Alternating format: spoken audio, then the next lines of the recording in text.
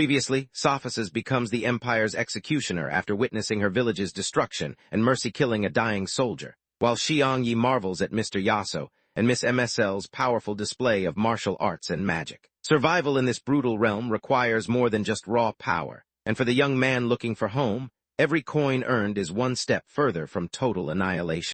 Martin drops a heavy stack of rocks, his back pulsing with pain. Mr. Martin nods at the effort and tells the boy he's done for today. Alina bounces over with a bright, encouraging grin to cheer him on. Real supportive friend stuff. He clenches his hands, whispering that winning this contest is the only way to save his family from starvation. Xiangyi tracks the conversation, mentally weighing the prize money against the likelihood of getting himself hurt. Nearby, Mike Yaso shouts the rewards to the crowd, highlighting a military title that offers a way out of this kingdom. That hits hard, as it's the exact golden ticket his secret companion needs to get back home. The teacher waves for the announcer to quiet down while 3 elite seniors march onto the field. He offers a respectful bow as the group arrives, led by a student with blue-green hair. The seniors exchange greetings until the one with blue-green hair leans in, looking shocked as he locks onto our guy. He calls out a rare talent for mechanical design, exposing a secret that won't stay buried now. Talk about a public call. Shock in the room dissipates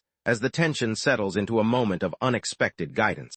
Mr. Martin rests a steady hand on Xiangyi's shoulder. He explains that true mastery isn't just about overwhelming strength, but controlling it. The kid stares ahead, thinking his family's future rests on better results than before. The instructor lays out a brutal 10-day training plan to fix things. It sounds like a total headache. Elsewhere, a long black-haired student stands alone against a lineup of hulking stone golems. He shifts his stance as blue energy pulses around his arm. Pretty flashy for a test run. The prodigy draws a yellow lightning strike, channeling it straight into his fingertips. A blinding pillar of electricity tears through the field, carving a path through the obstacles. You wouldn't want to be on the receiving end of that. He doesn't stop, shattering a remaining golem with a single knuckle-crushing punch. Fire blooms as he hurls a searing projectile toward the horizon, showing off some nasty rain. Miles away from the devastation, a distant calm settles over the riverbanks.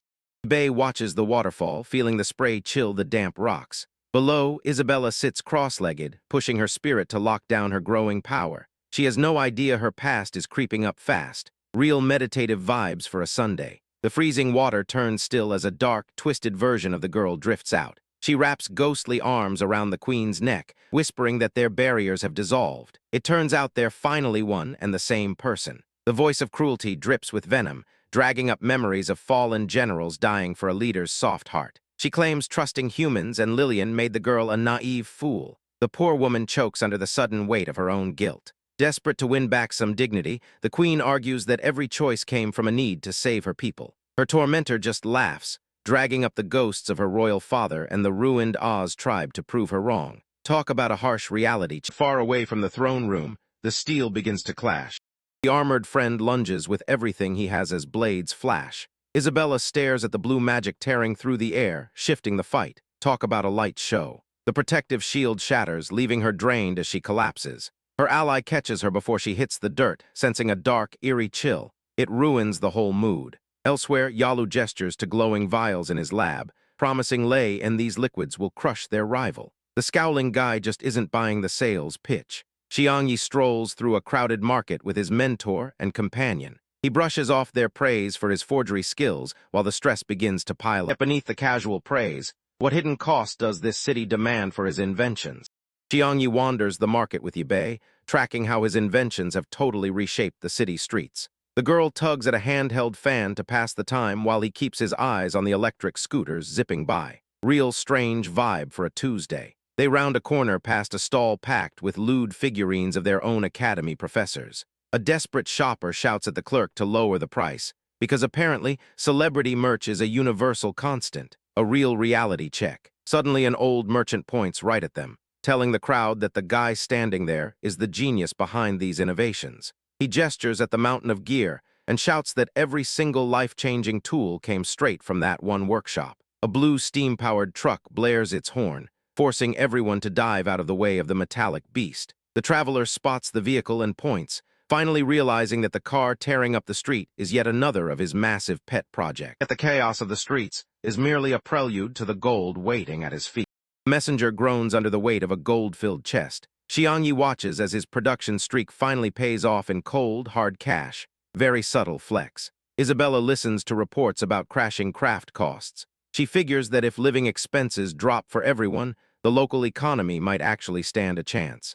Martin confirms these lower prices are all thanks to the new tech. They head out toward the useless lumber forest, where the trees look like bleached bones. The inventor brushes the weird, unnatural bark. He wonders if this strange material has hidden magical properties and decides to run a quick test. He pulls out a transfer scroll and a golden circle flares to life. A massive stone rises from thin air to serve as his workbench. Convenient, right? His hands fly, carving glowing circuits into the floating rock. It glows red-hot as he forces the pieces into a jagged, motorized chainsaw frame. He locks an electric alloy stone into the center to act as a battery. He tells his partner that scrolls beat manual labor any day of the week. The blade screams and spits sparks into the dark. His partner swings it at a trunk, but the wood doesn't even dent. Real sturdy. A quiet preparation ends just as the valley erupts into chaos. Thunderous trumpets blast across the valley, signaling the Kingdom Cup starts right now. They've polished this massive stone arena until it's ready for some real carnage. From a high throne, the blue-haired ruler commands absolute silence with one sharp look. A booming voice promises fame and fortune to whoever manages to survive the day. The magic class struts out, led by a cool, black-haired student soaking up cheers. Yibei drifts by on a crystal ball, while the Catman Angus Torst stands frozen. Then the swordsmanship class enters with a smug royal named Dorona leading the pack. Isabella watches the silver-haired girl behind him, suspicious, while the leader yells at the mage. Combat, archery, and refinery students flood the field in a blur of clashing gear. The ruler stands up to goad them, telling everyone to hold absolutely nothing back. The pastoral and druid students shuffle in looking like they'd rather be napping. They agree that trying too hard is bad for their health, truly peak motivation. Xiangyi scans the crowd, watching a single chef walk out with a spoon. The stands erupt in laughter at his tiny weapon, clearly a bold fashion choice. Nearby, a loudmouth named Martin mocks the cook for his pathetic fire tricks. The insults sting, and the chef's face goes from red to pure, burning fury. Whether that rage will force a change or simply lead to disaster remains to be seen. Martin sighs at the ceiling, convinced his class is doomed. Xiangyi claps him on the shoulder, insisting they must prove their strength. Martin nods, looking nervous as an announcer greets the crowd. The Colosseum roars as the representative waves to the cheering horde. It is exactly the kind of showy nonsense people usually loathe. The official announcement echoes through the stands.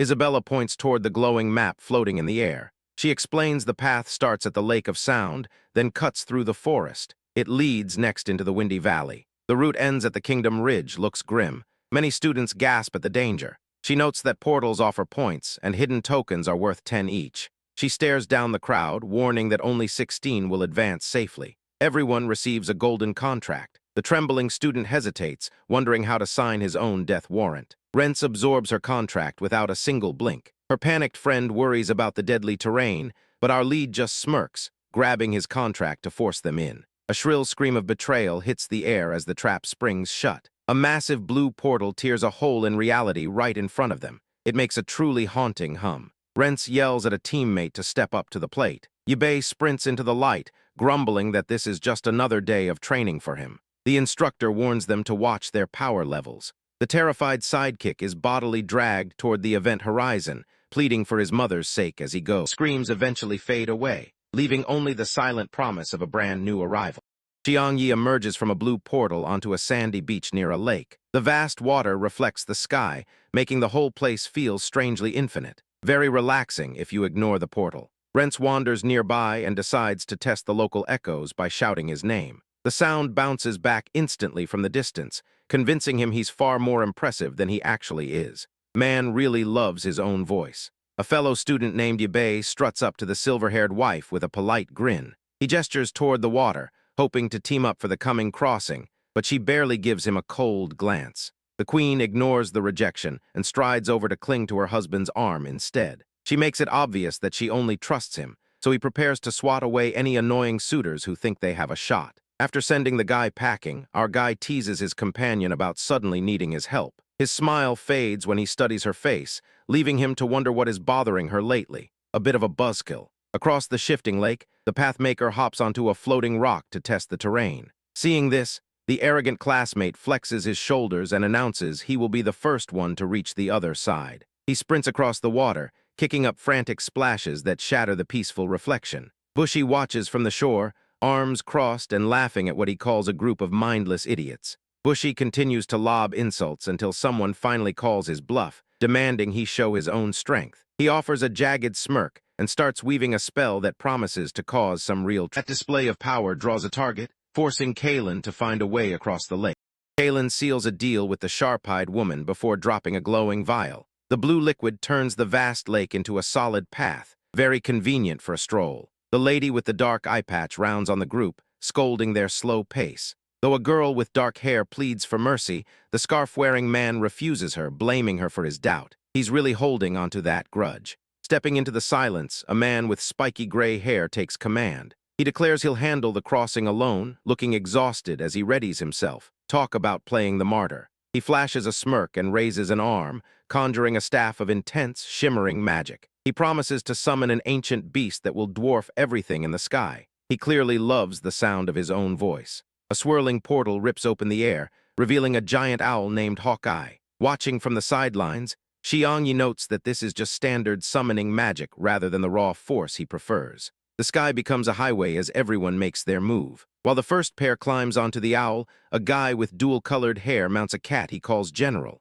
Bold fashion choice for a pet. Back on the shore, the guy argues with the beast because it refuses to move. A pink-haired girl watches from a distance, unimpressed by the frantic mess. Real professional behavior. Seeing the magical path isn't for them, the strategist waves his group back. He pulls out his own tools to build a manual way across instead. Time to get to. The calm of his preparation is about to be shattered by an unexpected exhibition of power.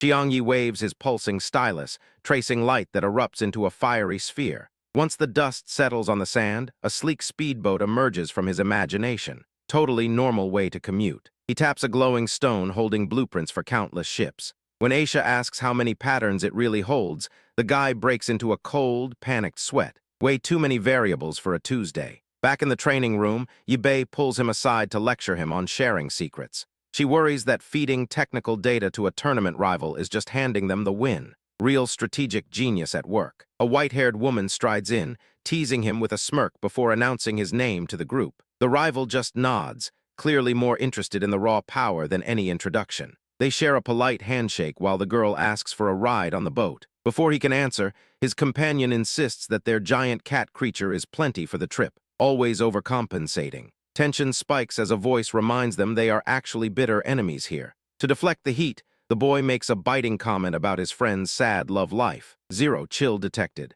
The massive creature bristles at the insult, glaring straight at his soul while others struggle not to laugh. Aisha flashes a devious smile and promises to return the favor later. Dangerous territory. Their leader demands they travel together using some truly poor word choice. His brain instantly jumps to the gutter, earning him a swift, painful punch from his partner for his trouble. Typical male instinct. That playful banter dies instantly, as the true danger of the frozen wasteland reveals itself.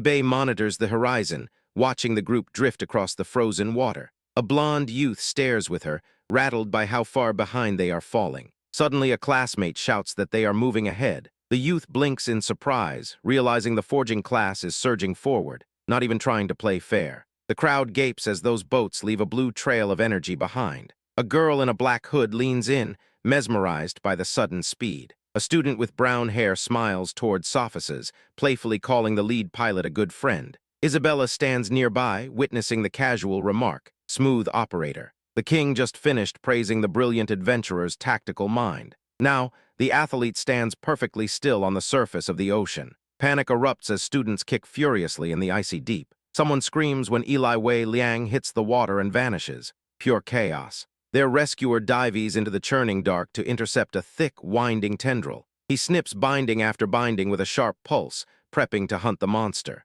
The water explodes as the Void King drags a serpent-like body into the light. The beast glares with glowing malice, ready to reclaim the Far from the ripples of the lake, Xiangyi watches the chaos from the safety of shore. Void King rises, churning the water. Xiangyi calculates the odds, figuring tangle-free is the way to be. He motions for the others to let someone else play hero. Probably smart to stay dry if you can. A spiky-haired youth leaps in, his fists burning with raw heat. He slams his collapsing fist into the tentacles, making the air shiver. His technique certainly packs a punch. The brawler pivots into a fist of wind, sending a vortex crashing into the beast. It bellows in pain while Rents watches intently from afar. That's one way to get attention. Our fighter struggles to keep his footing on the shifting, liquid surface. Beside him, a twin-tailed mage hums with the lethal static of a building sky bolt. Jagged lightning hits the serpent, forcing a piercing shriek from the water. As the mage offers a half-hearted apology for the debris, the master magician begins weaving a whirlpool. With one swift gesture, he unleashes a massive, spinning death trap. He locks eyes with the beast, coldly telling it that his path is staying clear today. The creature spins helplessly into the vortex, its strength failing against the current. Retiring to the edge, the strategist spots a massive bird diving from the clouds. The predator snatches the watery trap right from the surface, leaving nothing but an empty hole. Watching the scene, the master mage just sniffs, totally unimpressed by the avian thing. Such trivial displays, however, vanish when the real struggle begins in the arena below. Brent stands amidst the roaring crowd as an A-grade monster lunges, before he flickers through a spell that shreds the beast into nothingness with terrifying ease. Sophises and his associate watch from the rafters, whispering about whether this raw power truly rivals the experience of the regent himself. Meanwhile, the open sea becomes a desperate struggle for survival as Eli and the others tread water, their strength fading under the weight of the endless blue waves. Just as hope begins to sink below the horizon, Xiangyi arrives, churning the water and shouting for everyone to grab hold of his custom-built rescue boat. He proudly taps the hull of his latest invention, gesturing as if to say the design is flawless, but a sudden shift in the air signals trouble brewing above. Rain starts to tap against the deck, while something large and dark plunges through the clouds, plummeting straight toward their path. The sky erupts as a massive, heavy object slams into the water, sending a wall of spray high into the air that rocks the boat until every beam groans under the stress. He grips the railing, teeth gritted, as the sudden impact forces him to realize that the danger they were outrunning has finally caught up. A colossal red beast breaks the surface with enough malice to turn the ocean into a graveyard, causing the nearby instructor to lose her cool and start spiraling. He steps to the front of the deck, eyes locked on the terrifying serpent as he signals his classmates to prepare for a fight they were never trained to handle. Following his sharp command, the students scramble to hit the glowing green buttons hidden along the ship, turning the deck itself into a conduit of raw magical energy. The boat begins to hum with life as a strange light envelops the hull, signaling the start of a transformation nobody expected to see today. The vessel churns through the deep as power flares along its frame, while an oversized cat creature inside the cabin lets out a distressed wail at the rattling lights. He keeps his hand steady at the controls, watching the monitors flicker as his creation begins to shift its fundamental shape to match the threat. The transformation completes with a clatter of shifting plates, revealing a heavily armored turtle ship equipped with a massive, rotating minigun turret that looks ready to chew through anything. He adjusts his grip on the specialized targeting controller, waiting for the perfect moment to unleash the full fury of his makeshift war machine against the monster. Silence shatters as the horizon boils over with the monster's sudden, violent arrival.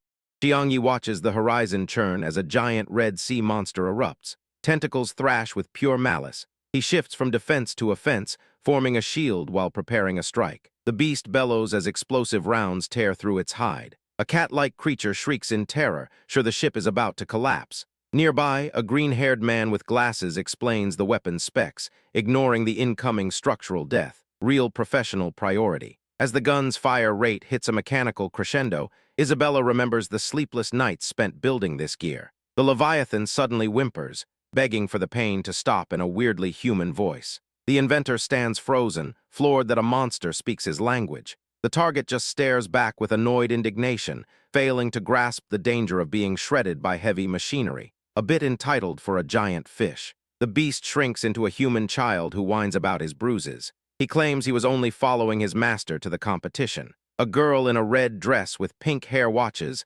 stunned that the monster is just a grumpy kid. The protagonist coldly corners the child, who laments being blackmailed by such a heartless opponent. Suddenly, the water surges, and a bald, muscular man breaches the surface near them. Talk about a crowded party. Without hesitation, the small creature redirects his aggression at the newcomer. The muscular man doesn't even flinch, grinning as he readies steam-based techniques to turn the fish into dinner. The child taunts his new opponent with a shrill voice. Suddenly, the scene cuts to a calm beach where a man in blue robes stands silently. He watches a glowing magical portal, signaling a much darker path ahead. Whatever power lies within that portal, Rents is clearly already playing a dangerous game for it.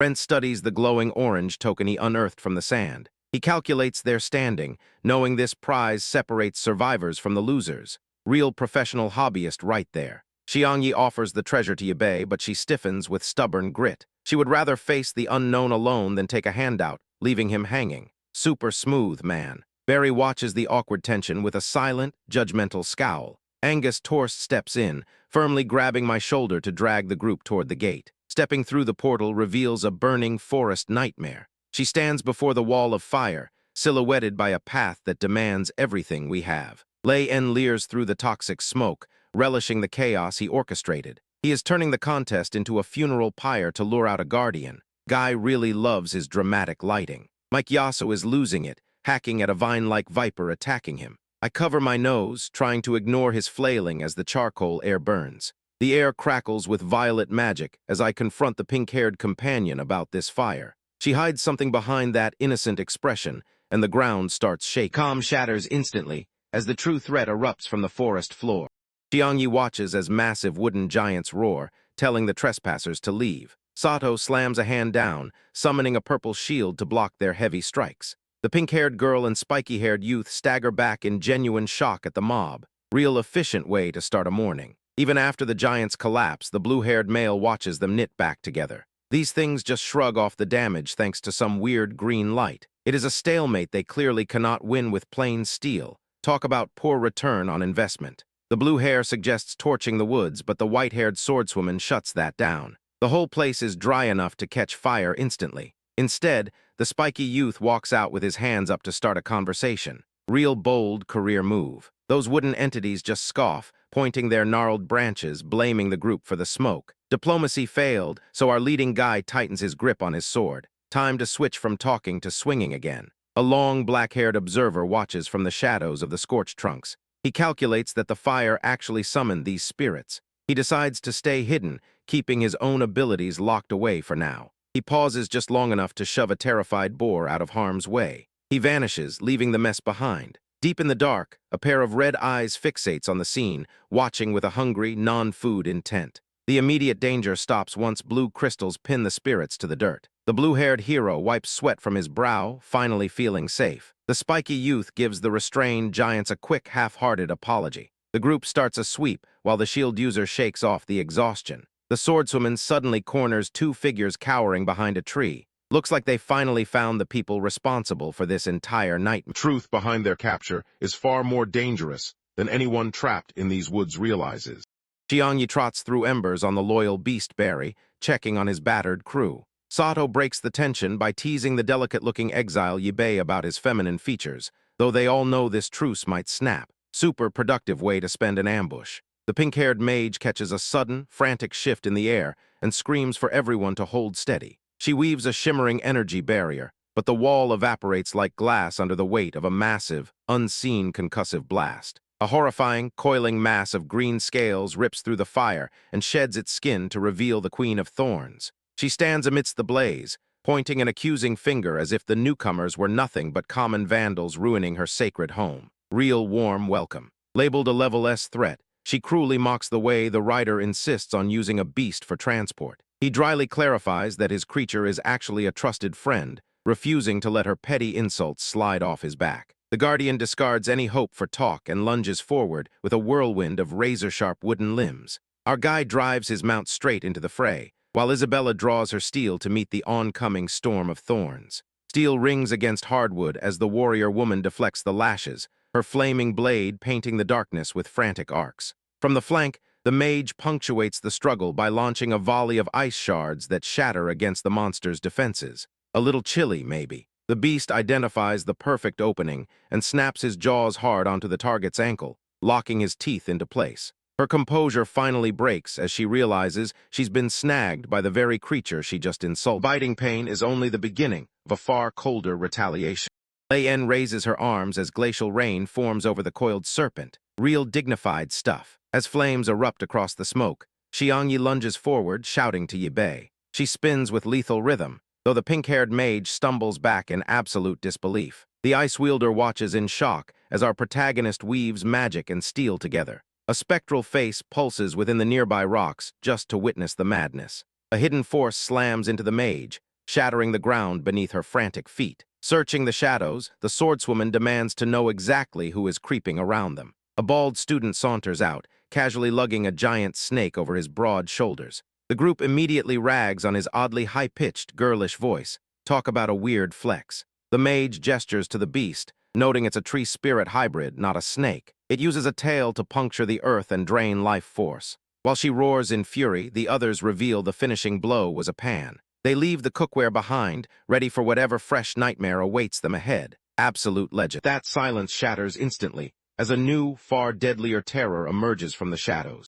Smoke rolls over the floor as a deadly queen appears with glowing crimson eyes. She calls the group gnats and summons a lethal forest to drag them under. Professional trash talker. A muscular fighter wails as thorny vines tear into his armor. Suddenly, Isabella leaps in, slicing through the thick green growth with a blade of fire. Hot work for a hero. She doesn't slow down, keeping the pressure on the shifting wall of wood. Spotting a gap, Xiangyi launches himself high, ready to hammer the reaching tendrils. The forest fights back, snaring them both in a web of tight thorns. Their captor smiles, watching them struggle as the trap pulls them toward the dark, real smug about it. A squad of gunners suddenly lets out a roar of fire, pummeling the antagonist. She screams in pain as shells tear through her defenses, proving lead beats magic. Onlookers stare in disbelief at the raw power of the cannons. Their engineer readies a red and black monstrosity, a nightmare of steel meant to end all arguments. He pulls the trigger, sending a massive shockwave across the field. The squad watches as the blast turns the forest into a silent, settling cloud of ruin. But amidst the settling dust,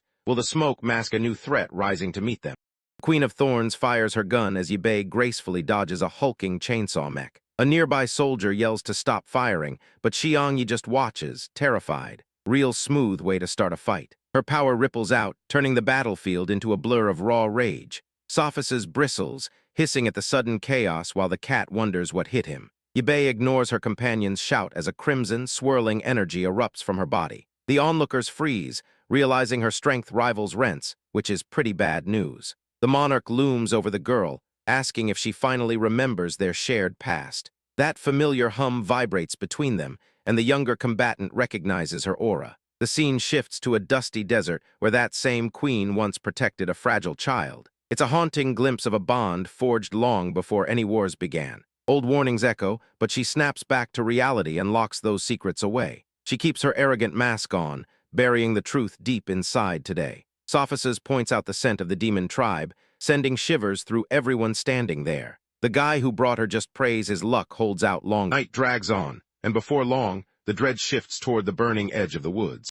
Xiangyi checks his exhausted allies near the car as flames lick the forest. Rentz waits at the exit, so the group must plan their escape carefully. Talk about a warm welcome. A pink-haired spellcaster warns the twins that sky chi magic is risky before trials. They ignore her, desperate to douse the fires by pushing their luck. One brother pours his intent into the earth, forcing massive magic circles to appear. The air crackles under the strain of his raw, unstable power. A bolt of lightning erupts from above, hammering the ground to douse the fire. Rain falls as the boy watches the storm end the chaos in exhaustion. He steps into the downpour to apologize to Gyuro Dita for his past mistakes. He vows to hunt the real culprits, but a stray golden orb watches them. The watchful eye of the orb lingers, unaware that an even heavier price is being paid. Gyuro Dita holds out 5 golden tokens, silently pleading for forgiveness. Isabella reaches out, taking the coins with a cautious look. She knows they finally killed that wildfire. Expensive lesson that. Xiangyi pulls Sophus into a quick dance, annoying everyone nearby. The twins get bored and toss their last token to Sato. The group stops mucking about to start the next round. In the dark forest, a hopeful ally asks if she can join her partner. The woman sighs, shaking her head. She cannot sneak past the humans yet, but promises she'll return later. The man in the blue cloak, Barry, and their leader find a glowing portal. A prize sits inside, but they all want it. Sato suggests a game of rocks, paper, and scissors, problem-solving at its finest. He explains the rules, vibrating with pure confidence. Our strategist throws his hand down, crushing the competition instantly. He laughs, clearly loving how his luck ruins everyone else's debt. That small, cruel victory leaves him with a debt he cannot simply laugh away. Xiangyi plants his feet, demanding his stolen tokens back from the rival group. Yibei pulls a crackling energy bow, smirking as he ignores every rule. Talk about a bad attitude. Rather than fight, the gang turns away and marches toward a swirling blue portal. It is their only ticket into the Windy Valley. They emerge into a nightmare where a stone giant tramples red-haired fighters, tossing them like ragdolls. Total chaos everywhere. As the fighters slip, one screams that burning their boundary force now invites certain doom. He really knows how to kill the mood. Suddenly, Rents crashes down in gold armor, shattering the ground and crushing the monster instantly. Legends sure don't play around. Dust settles, but Xiangyi has no time to watch the aftermath.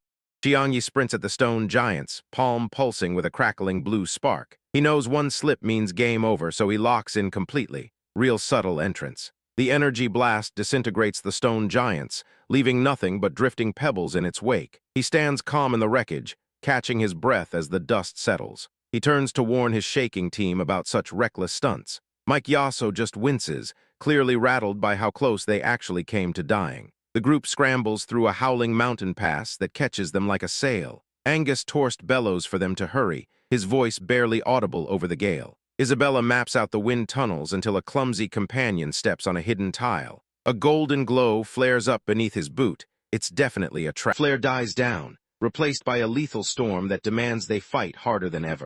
Pink-haired mage floats above, weaving ice spells against the stone golems. Below, Xiangyi cuts through the defense with surgical strikes, proving he won't quit, showing off a little, I guess. Surveying the wreckage, the spellcaster wonders if the nightmare ever ends. Isabella watches her silently, while a brown-haired companion stares at the giants in total shock. Spotting him frozen, the fighter signals his friend to retreat to safety. He recalls their bond from the Lake of Sound, then ignites his limbs with intense flame. Very cinematic entrance. The heat ripples as he drives a burning fist into the creature's chest. The rock giant shatters like glass, collapsing into a heap of useless dust instantly. The group watches in silence as he tosses two more monstrosities aside like twigs. Angus Torst, a seasoned veteran, sighs that his own power is nothing compared to this. That peaceful silence shatters as the dust settles and the battlefield shifts once more.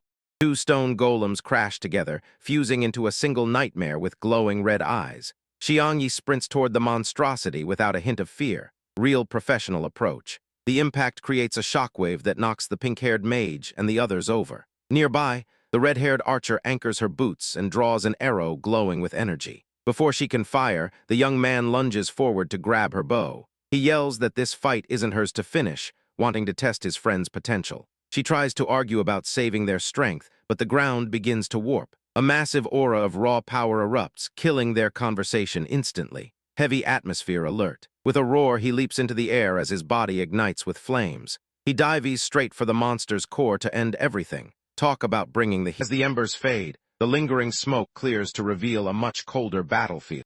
Xiangyi ignites his fists with crackling fire, launching himself at the stone golem. He lands a brutal strike that sends tremors through the earth. Truly a modest way to introduce your homework assignment. Meanwhile, Angus Torst crawls from the desert sands with his senses alert. He stops cold, feeling a heavy, unnatural boundary force aura radiating from the horizon. This kind of energy isn't supposed to be here. A massive, deafening explosion rocks the earth, cracking the ground to reveal glowing red heat. Sophices gazes on in total silence, stunned by power capable of leveling a city block. Nothing says good morning like a crater. Mike Yasso watches the aftermath and nods, clearly approving of the boy's fighting spirit. Rent steps up, confirming the kid possesses potential that most people could only ever dream of having. The fighter locks eyes on the wreckage until Isabella dashes forward, sword drawn, to shield him. She stays sharp, blocking his path while the observer watches from the back. She barely arrived and is already doing the heavy lifting. He blushes, finally admitting he has a massive crush on his brave protector.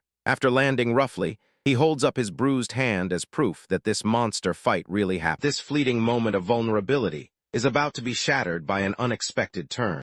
Rents admits defeat, his voice cracking as he finally slumps to the ground. This display of raw power leaves everyone stunned, though the confident Xiangyi just smirks at the chaos. Some talk of folding, while others can't stop whispering about how much stronger he seems. Real inspiring stuff. Cracks spiderweb across the dry earth while a shimmering barrier pulses to catch the flying debris. Even though the frontline fighter is covered in fresh bruises, he isn't going anywhere. He's taking the hits, and the glowing shield proves he's not dying today. Martin suddenly thrusts a glowing tool upward, manifesting a massive radiant walk shield that swallows the danger whole. Naina watches in total awe as they lean on this weird piece of gear for survival. A kitchen utensil as a tank, perfect. The team finally stumbles upon that swirling blue portal that has haunted their dreams for ages. They collapse into the sand, every bit of fight draining from their limbs at once. The exhaustion from this endless trek finally catches up to them. Despite the fatigue, the lead tactician forces his trembling legs to hold him upright against the horizon.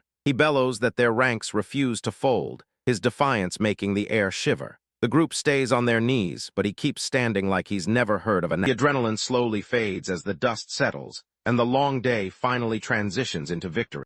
Lei stands radiant after the magical fight, his cape catching the breeze. Muscles ripple as onlookers cheer, though Isabella makes sure to point out his bright red face. Talk about a public meltdown. Nearby, the man who handled the burns, Xiang Yi, catches his breath at last. He watches the group gawk at the blushing boy with far too much curiosity. The prince group trudges through the dunes, their regal dignity baking under the sun. Dorona begs her companion to pull out some gear for the long walk. He flatly refuses, citing his slime's fear of the heat. Apparently, keeping his pet comfortable is more important than her tired feet. Real generous guy. Suddenly, he spots heavy dust clouds rolling toward them across the horizon. They realize those aren't wild beasts, but industrial trucks from the rival craftsmanship class. The realization hits hard as they compare their sore feet to that motorized luxury. Having an unfair advantage really does speed things up. Inside the climate-controlled cabin, the inventor rests in cool air provided by Aisha. He spots his enemies struggling outside and offers an incredibly smug wave. The girl suddenly shrieks for them to halt,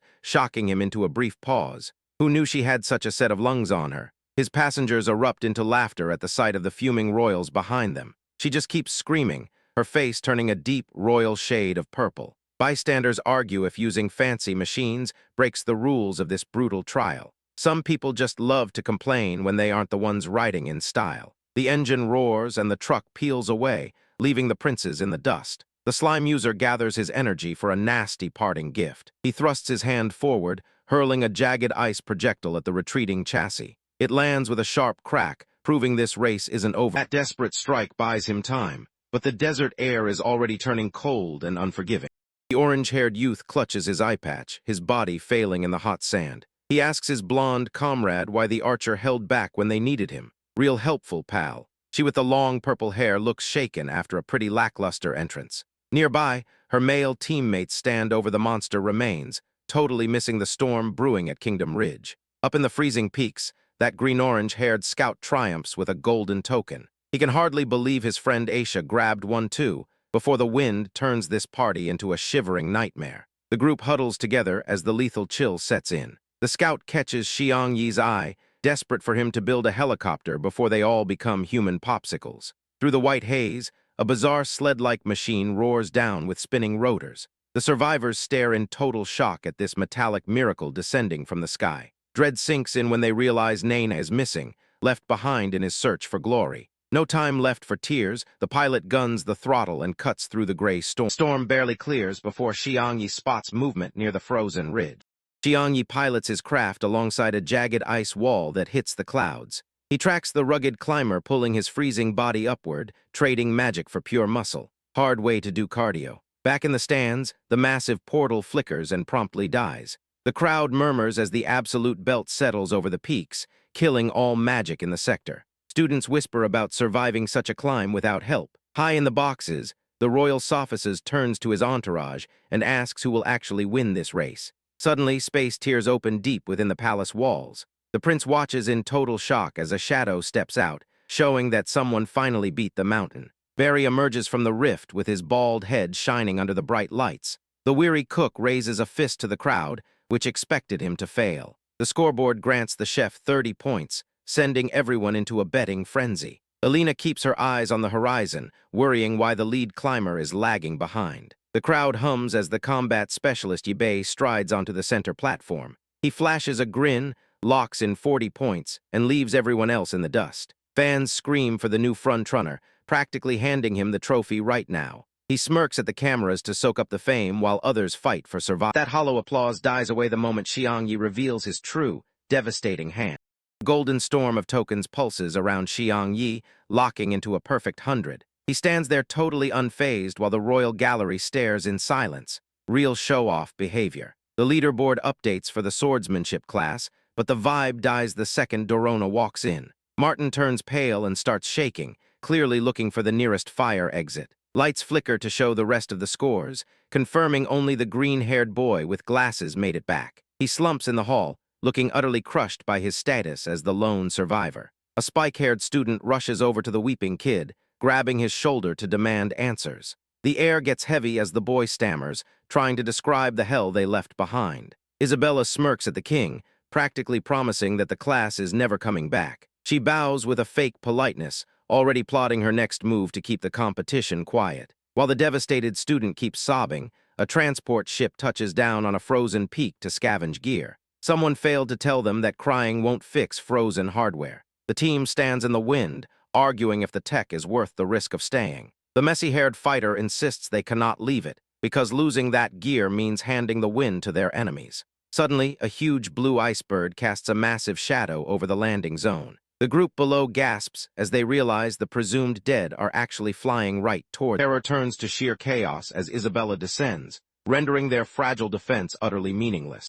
Isabella rides a wave of energy, mocking the weak talent nearby. She ignores Xiang Yi as he tries to punch her barrier, calling it pointless. Real productive use of time. Hidden gunmen open fire, but their bullets just bounce off her sapphire shield. He steps up with a grin, noting they always forget he keeps a few tricks hidden. Our protagonist declares the craftsmanship class has no use for their boundary force, openly laughing at standard combat logic. He fires a cannon, the explosive shell rattling her composure. Smoke rolls over the field, leaving a rare silence where she finally feels the heat. She screams that they are all dead for such insolence, but he and his ally don't budge. He barks at his partner to head out and help the others. Losing patience, she pushes her barrier outward until a suffocating wave threatens to trap the whole group. Our hero ignores the encroaching danger, urging his comrade to focus on safety while he prepares for a brawl. Stray shots ping off her defense, which she treats like a minor pest. The cannon roars once more, forcing her to abandon her pride and charge ahead with a glowing blade.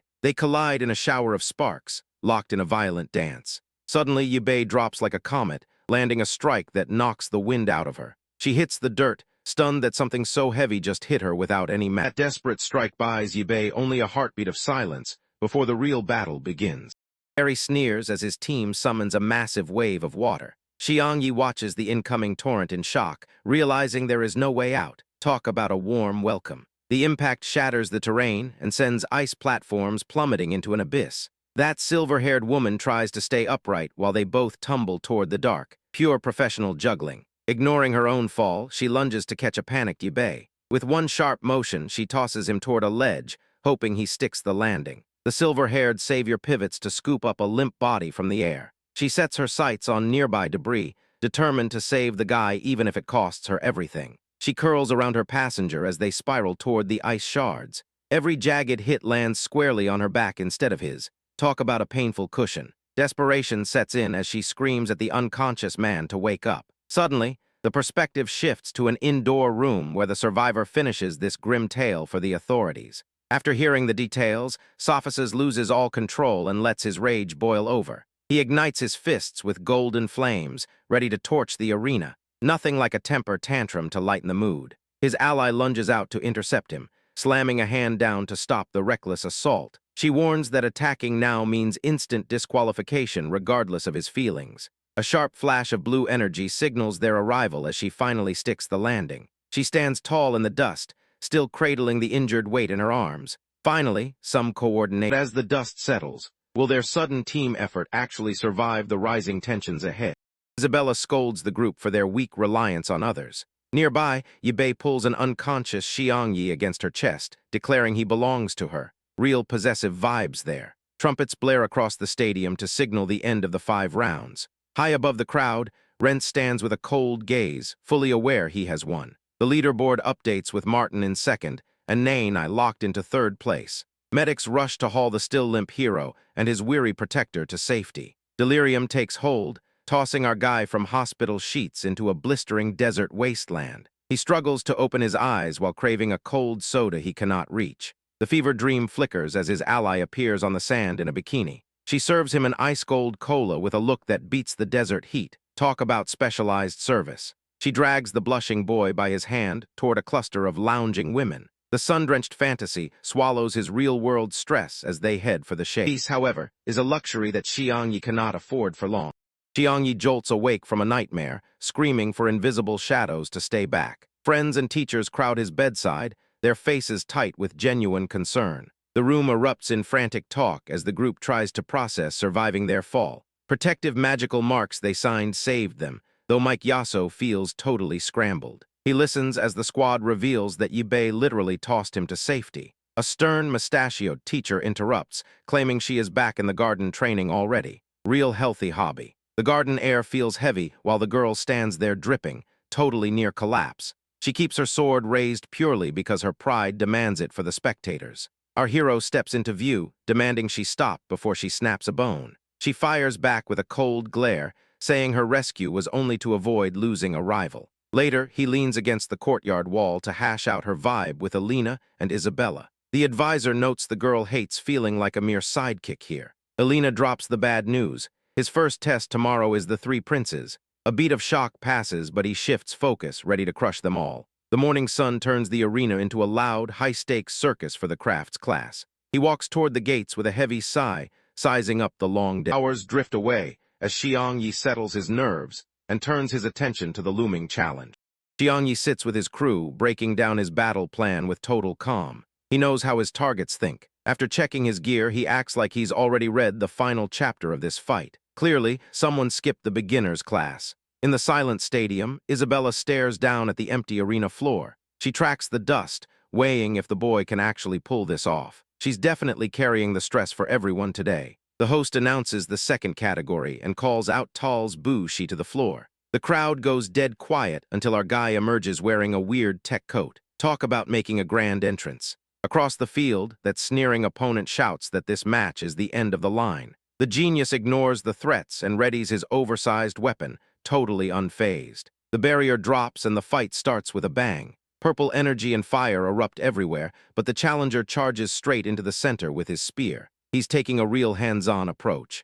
Shockwaves rock the stands as he weaves through the wall of fire, leaving the rivals swinging at air. Watching that smug look turn into pure confusion feels like child's play. He flips the script by activating a jet-powered glider to carve through the arena. Moving at insane speeds, he turns the floor into his own personal playground. Far above the arena, a calm set of eyes observes the spectacle from the viewing deck.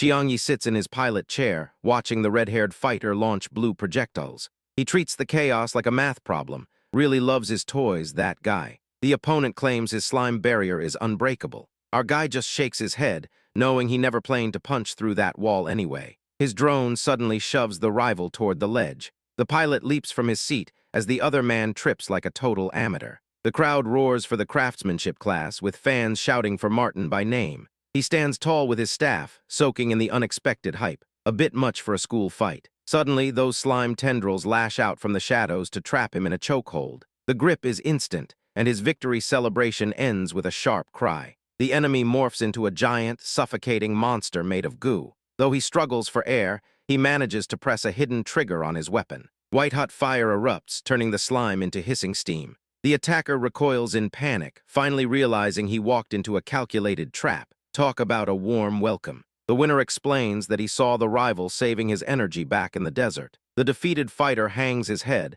admitting his stingy tactics cost him the match. But as the sun dips below the horizon, the true challenge reaches Xiangyi's doorstep.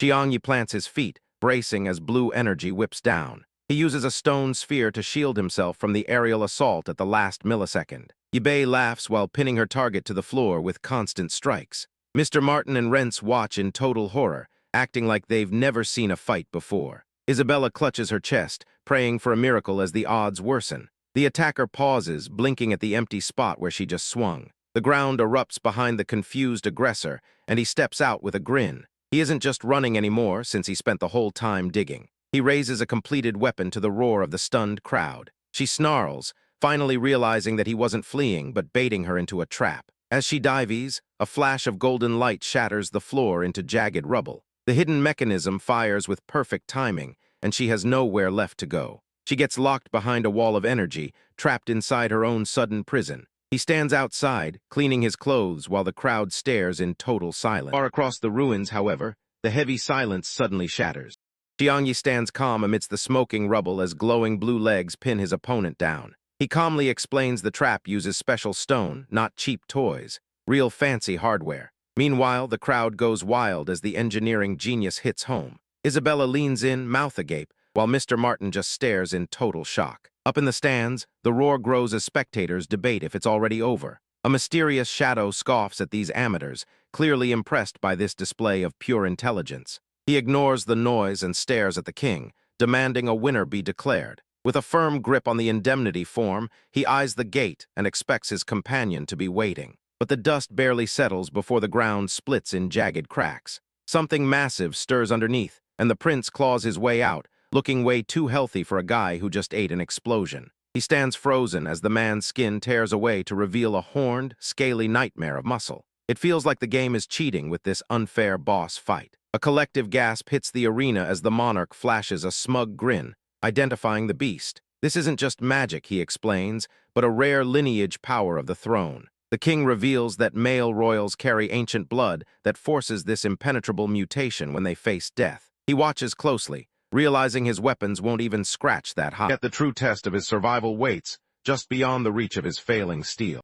Mr. Martin complains about his weak tricks, while the red-haired woman listens intently. A real visionary at work. Xiangyi stands his ground, spraying lead from dual miniguns at the demon Bushi. The bullets bounce off the monster's skin like hail on a metal roof. The demon laughs, claiming skin so tough no blade can ever bite into it. Our fighter drops the dud guns and reaches for his sword instead. He lunges forward, his glowing blade severing the creature's thrashing black limbs with ease. The beast recoils as the fight suddenly turns into a real nightmare. The Titan sneers that the weapon is useless, but fire erupts across his chest. He didn't expect that kind of heat in a fistfight. With the enemy blinded, our guy fires a canister of sticky yellow hardening fluid. The massive target struggles, now trapped in a slow, desperate crawl. High-pitched beeps signal the end, followed by explosions that rock the entire floor. A furious roar pierces the smoke, demanding to know if this is finished. The brute slams his fists down, shattering the earth into a deep, jagged crater. His burning eyes promise that the hunt is just getting started. Yet deeper within the ruin, Prince Barry prepares to turn the tide. The floor explodes as Prince Barry crashes through, sending the spiky-haired youth and his green-haired friend into a frantic scramble. They stare at the wreckage, wondering if the puny supplies they hauled into the pit were even worth the effort. Real professional site management. Amidst the dust, Xiangyi flashes a knowing smile, his trap now revealed as a bulky black container. Onlookers openly doubt a simple box could stop a monster like that, but he stands his ground with quiet confidence. Driven by pure rage, the prince gathers his strength and manifests two glowing voids of purple slime energy between his clawed hands. The air screams as that dark magic coalesces, aimed squarely at the obstacle that refuses to budge. A purple blast slams into the black siding with a roar, yet the smoke clears to show it without a single scratch. He stands there, mouth agape at the failure, while our engineering genius leans back, clearly amused by the spectacle. He finally reveals that all his digging was just to hide this reinforced monstrosity beneath the spectators' feet. Beside him, the spiky-haired boy realizes the entire battle was rigged in the defenders' favor from the start. Finally, the penny drops. Quick flashes show Mr. Martin, the mentor who knows exactly how to source the rarest items, as he completes his part of the plan. This forces a tense confrontation where the inventor labels the royal challenger an insult to his craft. He remembers those cold class halls where they mocked his lack of power and the very material he now uses to crush his opposition. Being called as useless as common lumber did more than hurt his pride. It lit a fuse that is now burning down the arena. Standing alongside Isabella and the purple-haired observer, he declares that his weakness is the world's strongest substance. He grips his weapon tight, ready to show this mutated royal that science outshines ego. The counterattack officially begins now. Far across the chaotic battlefield, the air around Barry begins to distort with lethal intensity. Barry roars against the invisible, suffocating heat trapped inside a glowing purple cube. The fighter sweats hard, realizing his royal dragon blood can't handle such intense magic. The air shifts, and his skin begins to boil and liquefy off his bones. He screams in pure agony as his flesh melts, leaving him a gruesome warning. Talk about a bad day at the office. Knowing the end is near, he chokes out a final plea to surrender. A blinding golden circle of light swallows him whole, leaving the stadium in stunned silence. Across the arena, Alina screams for a counterattack while Martin panics over his slime. Xiangyi stands firm, ignoring them both while refusing to disable the lethal device. The cold-eyed man reminds his peers that they signed their own death warrants earlier. The crowd realizes he started the previous forest fire and they start shivering in dread. Real friendly guy, right? He perches on the device, listening for signs of a fake death that might mean a trap. Everyone holds their breath, hoping no one else is left inside. An hour of tense silence passes before the air shimmers, and Isabella makes her grand appearance. Isabella descends with ethereal wings, greeting everyone while accepting news of a new request. Pretty dramatic entrance for a 200-year-old. Real dignified stuff. The academy leader lifts the arm of the champion, Xiangyi, to signal his victory. He wears a smirk of pure confidence as the arena erupts for him. While his classmates roar, Yibei lingers in the shadows, looking entirely unimpressed. Our guy wonders if his win actually caused more trouble than it fixed. Blood stains the arena tiles as Bushi lies unconscious while his companions scramble for help. The victor stands ready with his sword drawn, watching for any further trouble. The principal places a firm hand on his shoulder and orders him to track down his classmate. He accepts the mission immediately, pushing past his own lingering doubts. Yalu squares up to Martin in the corridor, accusing him of spreading toxic, hateful lies. He does not back down, vowing to protect any student from outside harm. The leader steps in to break up the squabbling teachers with a sharp reprimand. One staffer jokes about the impeccable timing of these sudden, surprise school visits. She rebukes the teacher for handing out a deadly blood-devouring slime to students. Despite claims that it was refined safely, she demands the return of the organism. Nainai approaches to flirt and call the master of the academy her own. He leaves the teacher to fix the broken arena floor while eyeing the witch. Tension dissolves as the long walk to the training grounds begins under the morning sun. Xiangyi hands over a blade made of scrap wood to Yibei. She takes the weight, keeping her face totally blank. Real practical gift. He asks why she carried him at Moon Mountain if she thinks he's useless. She just turns away, leaving the icy silence to do the talking. She stops and calls out his mixed signals, noting how he's a hero at one moment and a jerk the next. He struggles to find an answer, not exactly his finest hour. She smirks, letting him know she's familiar with the ancient rings. She claims his big win was just squashing a low-level pawn. He realizes he's been outplayed. A memory surfaces of the boulder crushing their lines at the mountain. She recalls trying to save everyone while seeing strange lights glowing from the rival's hands. Suddenly, they teleport into a pitch-black room, leaving their enemies passed out from the strain. She pulls the terrified guy into a tight hug, real cozy timing. Dark shapes peel away from the shadows, and she points out a red-haired guy, calling him a dumb fish. He flashes a mean grin while creeping forward. A blond man steps out, introducing himself as the headmaster, Vasily Andre. He calls her the Demon Queen, and she winces in clear, physical pain. Vasily fades into the shadows, shifting the tension from open conflict to a chilling, quiet confession.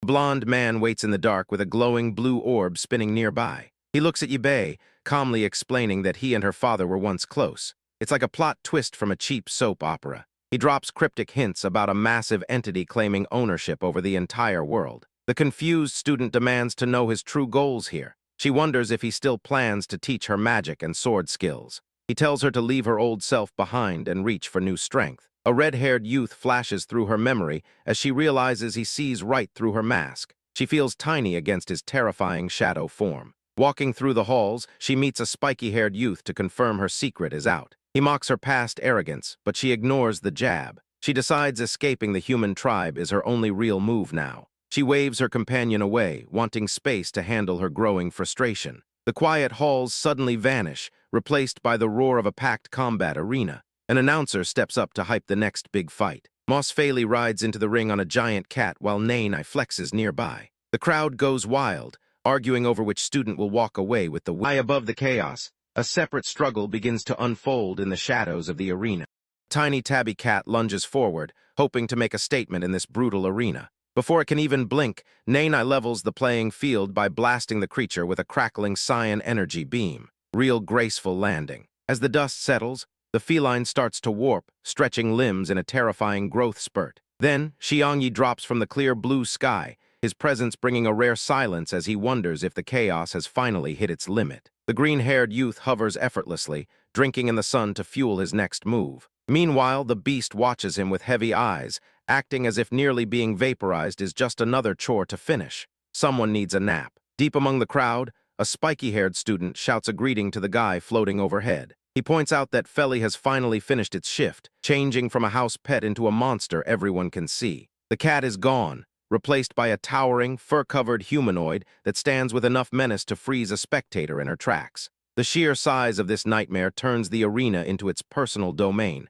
proving looks are deceiving. The bald fighter steps in, pressing his hand against those bulging muscles to test the durability of his opponent. With a cruel grin, he manifests shimmering energy-based spoons and forks, turning tea-time cutlery into a lethal arsenal. That massive beast doesn't even flinch, darting through the air at speeds that leave the eye spinning. Glowing forks slice through the empty space where the creature stood, but it ignores the frantic display of light entirely. Talk about a tough crowd. That cold indifference vanishes the moment Martin commits to his final, desperate gambit.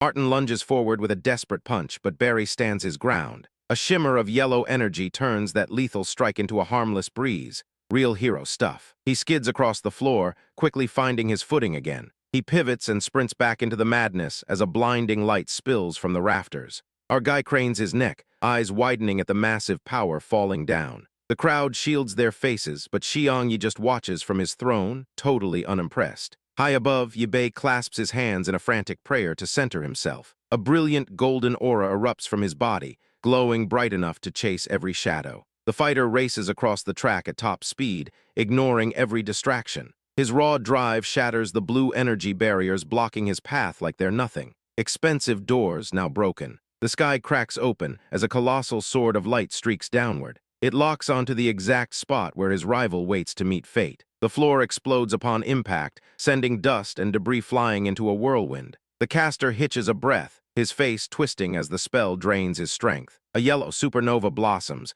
washing every detail in searing intensity. The fighter braces for the worst, while the crowd stares in complete frozen disbelief. Elena notes how unstable the attack is as the walls crumble into piles of stone. The smoke clears, and the caster lands with a grace that hides the strength. Across the ballroom, the vibrant celebration dies as an overwhelming radiance floods the royal hall. Centennial party vibes vanish as the team stares at the pink-haired mage's light. It's a massive glow that makes even a veteran feel totally outclassed. Xiangyi clenches his fist to get stronger. Suddenly, the training grounds turn into a disaster zone as that bald warrior loses his shield. His supposed unbreakable wok shatters under one blow. Real dignified stuff to watch your life's work fold into a pancake. Before anyone blinks, Barry closes the gap. Our queen, Yibei, scrambles back while the Catman rushes in like the rain on a workday. This guy dives straight into the chaos he made. You can't stay calm when an enemy treats a death match like a casual stroll. The balding combatant tosses up a circular barrier just in time. Razor claws hit the shield with a dull thud, draining his energy fast. Fighting in a cage is one thing, but getting mauled by a runaway housecat is a new career low. Thick green fog rolls in to blind the area. He stays put, bragging that his senses are sharp enough to track a ghost. Confidence is fine, but using your ears against a predator in the smog is a pretty stupid strategy. Blind and bleeding, the man swings at phantom smells of garlic. Off-screen, the queen watches with a total look of regret. Watching a grown man hunt for garlic instead of his attacker is just peak comedy. A furry paw catches his fist midair to kill the motion. The feline menace tumbles away, clearly second-guessing his poor life choices. Just when survival seemed impossible, the tide shifts in a sudden, wild... And that's where Chapter 100 leaves us. The arena is turning into a graveyard of pride, and if these two can't find a way to coordinate, someone's leaving in a body bag.